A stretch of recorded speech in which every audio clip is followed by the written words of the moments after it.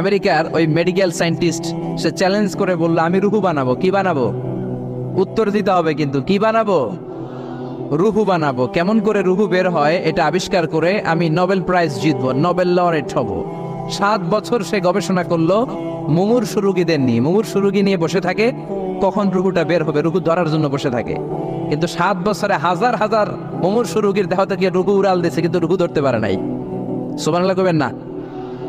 আচ্ছা, এইবার তার মাথায় একটা চিন্তা আসলো, না এই পন্থায় হাঁটলে তো হবে না, আমি একটা কাজ করি, বুলেট প্রুফের গ্লাস দিয়ে একটা ছোট্ট গ্লাসের রুম বানাই। ওই গ্লাসের ভেতরে মুমূর্ষু রোগী ঢুকায় দিব। বুলেট প্রুফ চিনেন তো? মানে গুলি মারলেও গুলি ঢুকবে না। আমাদের মাননীয় প্রধানমন্ত্রী, রাষ্ট্রপতি মহোদয়, ওনারা যে গাড়িগুলো চালায় এগুলো কিন্তু বুলেট প্রুফ, জানেন? গুলি মারলে গুলি ঢুকে না। তো উনি বুলেট প্রুফ গ্লাস দিয়ে, টেম্পার্ড গ্লাস দিয়ে ছোট্ট একটা রুম বানালেন, কাচের গ্লাস।